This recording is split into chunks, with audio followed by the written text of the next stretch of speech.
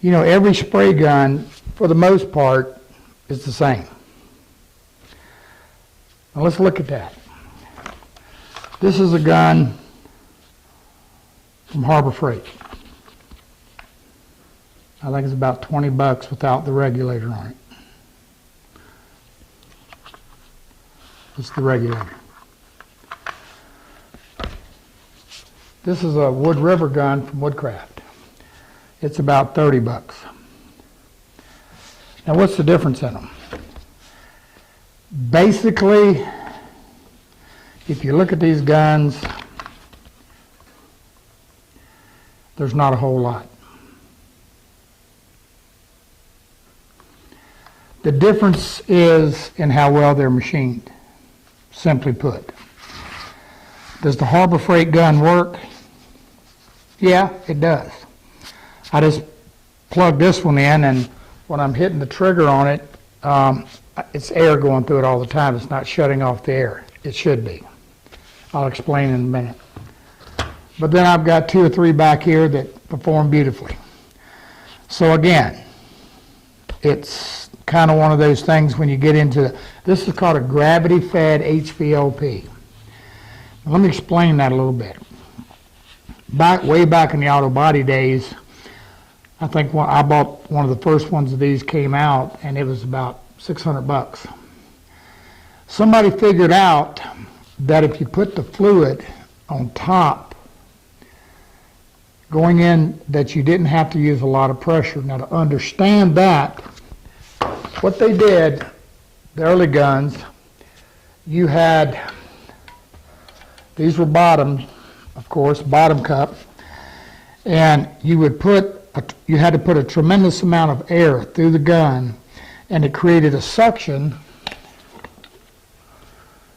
to pull the fluid up through the tube to get it to the nozzle. Somebody figured out, like I said, if you put the fluid on top, you didn't need all that pressure. And HVLP, known as high volume, low pressure, was born. That's where it came from. And these guns have been around 30 years. Yeah, probably 25, 30 years. And it's one of those things, it's almost like a screwdriver, you know, it isn't broke. Of course, we do have square drive screws, and they're a little better, but nevertheless. What happened was these things have just been around forever. And again, they're not broke. So to be able to mass produce these, you know, all patents are gone and all that, to be able to mass produce these things, they're all over the place. You can find them everywhere, from the box stores to everywhere. But again, one of the issues is the machining. Now, why am I mentioning that? Because they're relatively inexpensive. So if you get one and it's not performing well, return and get another one. I mean, like I said, this is Harbor Freight, 20 bucks. And you get a good one, they do well. Now, one of the things with a spray gun, let's just go real easy through this. In the gravity fed, fluid goes in here, comes down to the needle nozzle, and when you pull the trigger, the fluid's released and it comes out. Okay, this knob right here, directly in line with the needle and the nozzle, that is your fluid. Now the way this works,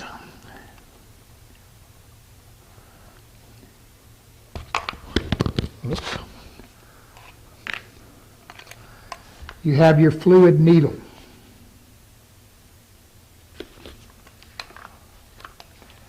The outer cap, this is called an air cap. Now what it does, it has orifices on either side and around the tip that the air comes out of. This is what atomizes or breaks up the fluid.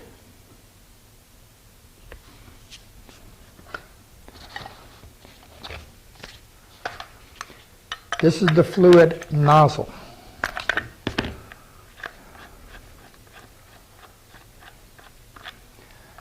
Now what it does, you have an orifice in the end, right here, opening. And when it's in the gun, the needle goes into and seals off the fluid nozzle. So when you depress the trigger, this comes back and allows the fluid to be dispensed. So what happens by turning the knob in, we reduce the trigger travel. Less fluid. Back it out, more fluid. This is important because when we get into spraying, understanding, controlling the amount of fluid you got is a big deal. On this gun, this knob right here controls the fan, how wide or how narrow the fan is, right here. Now this gun also has a pressure regulator on it, right here. Now when you buy it, it doesn't have the gauge. This is a Harbor Freight gauge as well. It's interesting, if you buy one from Harbor Freight, make sure you look at it. I've got some we got from them, and with no air on them at all. We've got them 30 pounds, 60 pounds, so make sure. But the thing of it is that hopefully after you get done watching these series, you're going to understand that, well, you don't really need that gauge. Hopefully. That's my goal. Okay, so this is a pressure regulator. Now this one also has one on it, right here.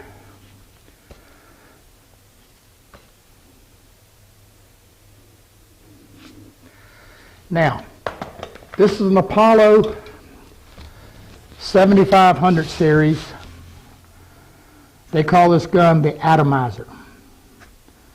And we'll be talking more about that later. This gun doesn't have a pressure regulator built onto it. So we have one installed. This is where we're using the knob on the side.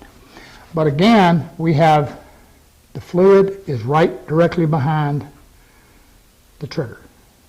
That's the fluid. Now, on this gun, we have a ring right here. Now this is what controls our fan. Again, you know, on this gun, it's located on the side.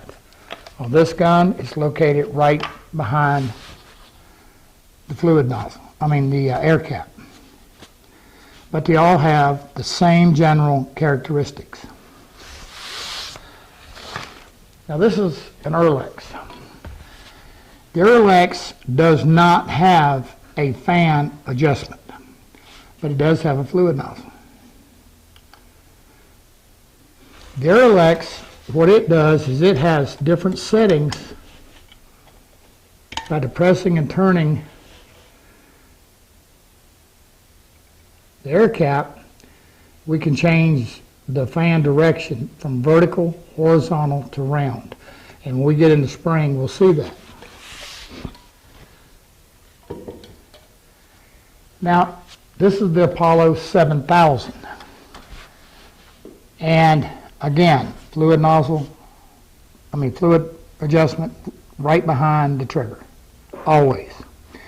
This one, the fan is controlled back here. So it doesn't matter where it's located. The issue is that you have it. That's the big deal.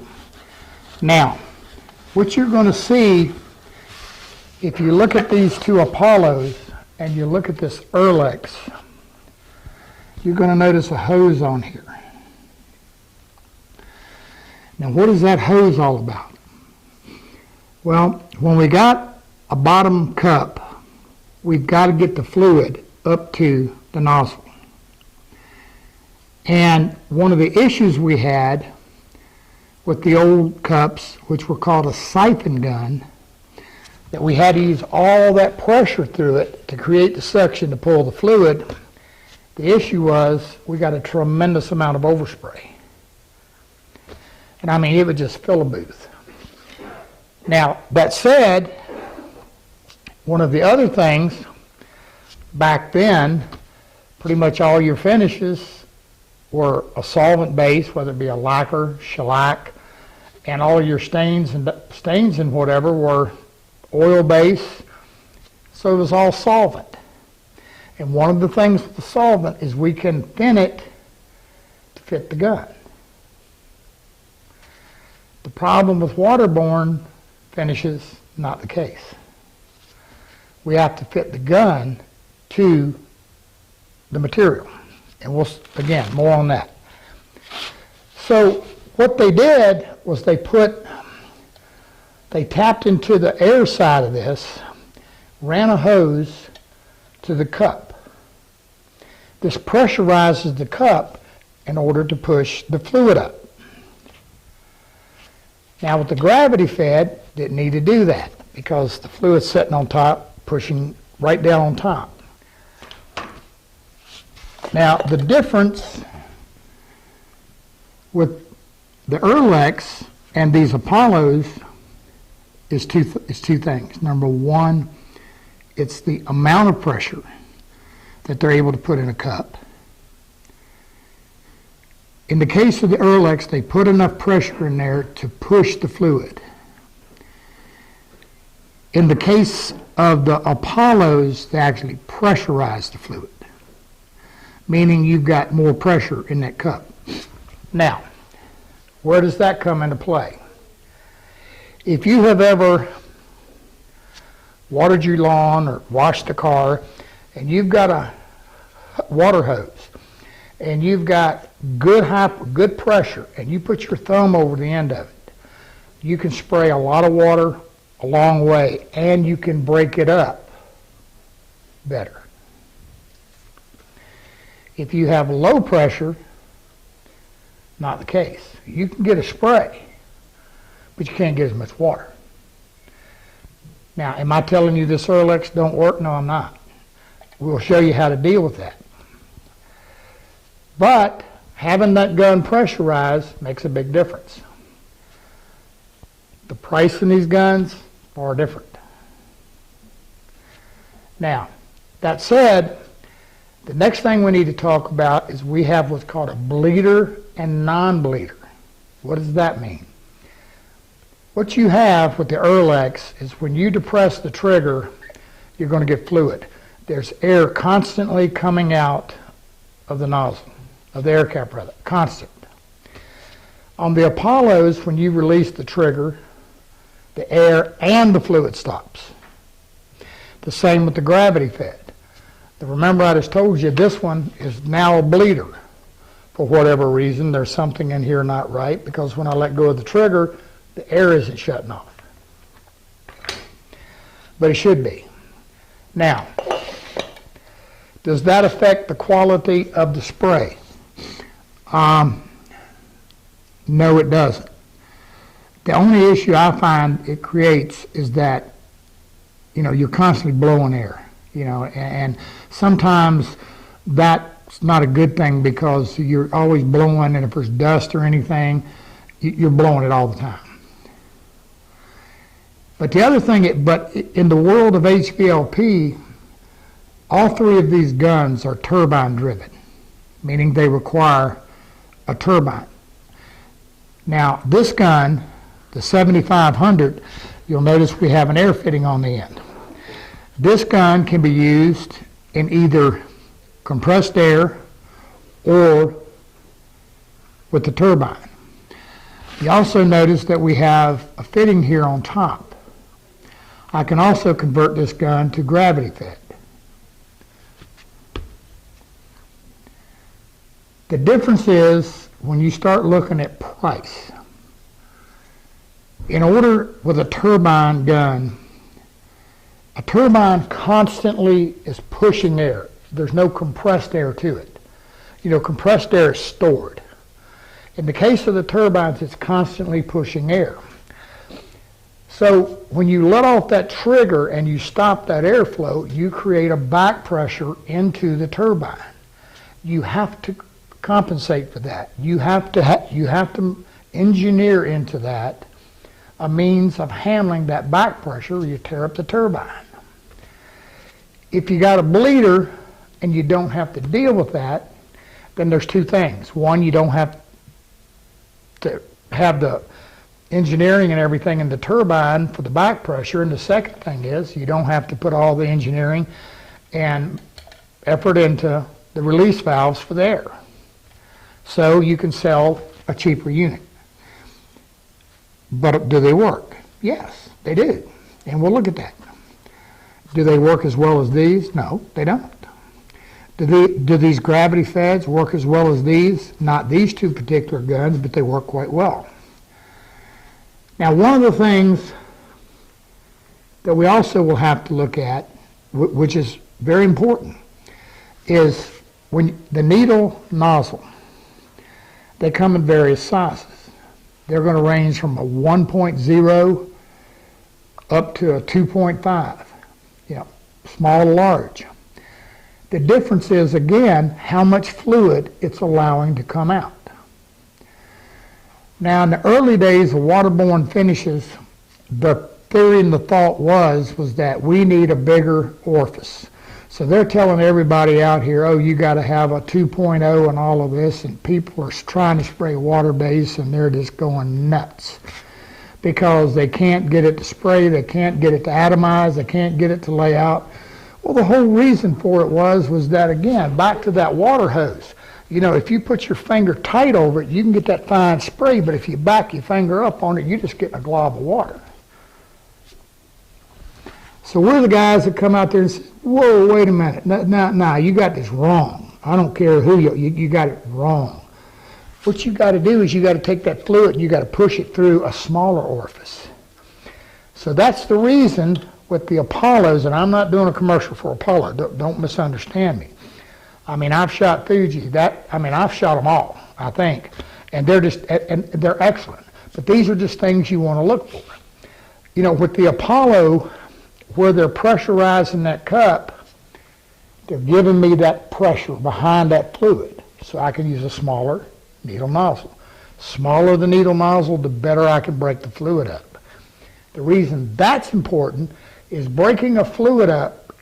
What a sprayed finish is millions of little droplets deposited on a surface. They come together and they form a film. I can do well with the Erlex. I'm going to tell you this. One of the major magazines out here did an article on spray guns at all, and they literally threw the Erlex under the bus. They just said it was totally useless. I had been asked by Woodcraft to review the Erlex, and I had one. And coincidentally, we were doing a finishing class.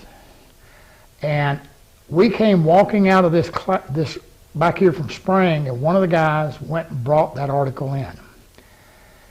Long story short, we contacted the magazine and said, guys, you're just not right. It will do it. But, again, it's a cheaper unit. I mean, I'm not sure what it sells for at this particular taping. I think it's probably in the $300 and some odd range. So, it's one of the, but it does work. But we'll look at all of that, and of course, that's all your decisions. But that's the basic anatomy of a spray gun. Fluid, air cap, needle nozzle that control it. Now, the universal, write this down, predominantly in the gravity fed, in the Erlex, we're going to run a 1.4 or 1.5 needle nozzle. They seem to do well pretty much whether we're shooting a solvent base or we're shooting a water base, or waterborne, whatever you want to call it. If you get into latex paints and things like that, then you need to go to a 2 or 2.5 because they're just so much heavier.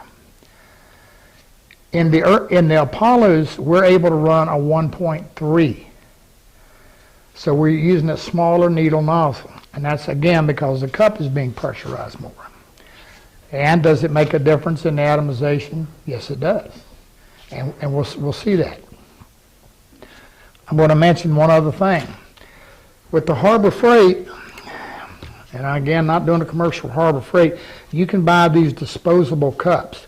As well as with the Wood Rivers, you can buy a bigger cup. It's funny, just to show you the difference it makes. You can take this smaller cup, or you can take the larger cup, and if this cup is full, when you're spraying, you will notice as the fluid goes down in the cup, the gun sprays a little different. Just the weight of that additional fluid on top of it, putting more pressure, forcing that fluid, it sprays better, particularly with water base. One last thing. If you're spraying a water base or heavy body finish with one of these or any of the guns, a lot of times they will come with a little filter that goes right in here. It goes right in before the cup goes on. If you're spraying water base, and again, particularly paint, you're probably going to need to remove it. It's just too fine for the fluid to get through. And if your gun's spitting, sputtering, carrying on, and you know it's clean, odds are if that filter's in there, and particularly if you haven't cleaned that filter.